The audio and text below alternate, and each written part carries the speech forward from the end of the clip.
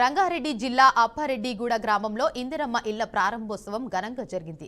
కార్యక్రమంలో మంత్రులు పొంగిలేటి శ్రీనివాసరెడ్డి, జూపల్లి కృష్ణారావు, వాకిటి శ్రీహరి, స్థానిక ఎమ్మెల్యే వీర్లపల్లి శంకర్ పాల్గొన్నారు. బీఆర్ఎస్ పాలన రాష్ట్రాన్ని అప్పుల ఊబిలో నెట్టిందని, పాలమూరు రంగారెడ్డి ప్రాజెక్టును గాలికి వదిలేశారన్నారు ఆరోపించారు.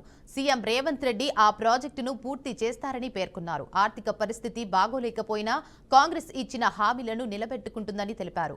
బీఆర్ఎస్ అవినీతిపై కేసీఆర్ కూతురే బయట పెట్టిందన్నారు. కొత్తగా 7.5 లక్షల రేషన్ కార్డులు మంజూరు చేశామని తెలిపారు.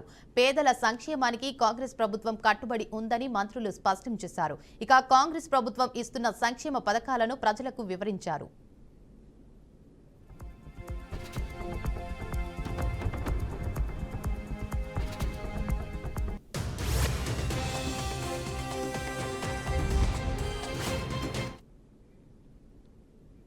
హైదరాబాద్లోని హఫీజ్పేట్ మార్తాండ నగర్ ప్రాంతంలో గణేష్ నిమజ్జనోత్సవం అంగరంగ వైభవంగా జరిగింది.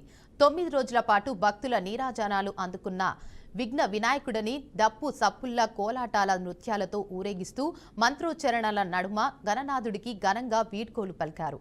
ఈ నిమజ్జనోత్సవంలో చిన్న పెద్ద అని తేడా లేకుండా అందరూ ఉత్సాహంగా పాల్గొన్నారు. భక్తుల ఉత్సాహానికి నిదర్శనంగా నా భూతో నా భవిష్యత్తు అనే విధంగా శోభయాత్ర సాగింది. ఇంతకు ముందు జరిగిన లడ్డు వేలం కూడా అంగరంగ వైభవంగా ముగిసింది. గణపయ్యను వీడుతూ భక్తులు పోయి రావయ్య గణపయ్య అంటూ గలం విప్పారు. నవరాత్రులంతా భక్తిభావంతో పూజలు చేసిన ప్రజలు చివరి రోజైన నిమజ్జనోత్సవంలో అదే ఉత్సాహంతో పాల్గొన్నారు.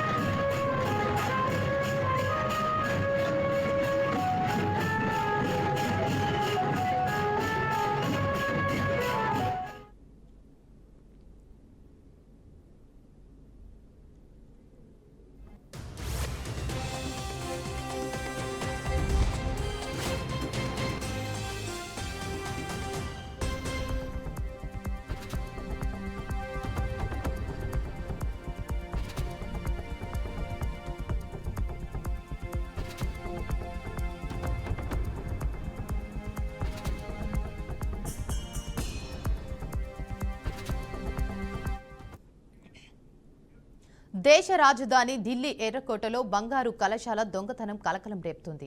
ఈ నెల 3న జరిగిన ఘటన ఆలస్యంగా వెలుగులోకి వచ్చింది. 760 గ్రాముల బంగారు కలశం, 115 గ్రాముల మాణిక్యాలతో అలంకరించిన కలశాలు చోరీకి గురయ్యాయి. అత్యంత భద్రత కలిగిన ఎర్రకోటలో జరిగిన భారీ దొంగతనం సర్వత్రా విమర్శలకు దారితీసింది. ఈ ఘటనలో ఎర్రకోటలో ఒక ఆధ్యాత్మిక కార్యక్రమంలో చోటు చేసుకుంది. ఈ పూజ కోసం సుధీర్ కుమార్ జైన్ అనే వ్యాపారి 2 విలువైన బంగారు కలశాలను తీసుకురాగా అవి చోరీకి గురయ్యాయి. పూజ ముగిసిన తర్వాత కలశాలు కనిపించకపోవడంతో సుధీర్ కుమార్ జైన్ వెంటనే ఎర్రకోట నిర్వాహకులకు ఫిర్యాదు చేశారు. దాంతో పోలీసులు రంగంలోకి దిగి విచారణ చేపట్టారు.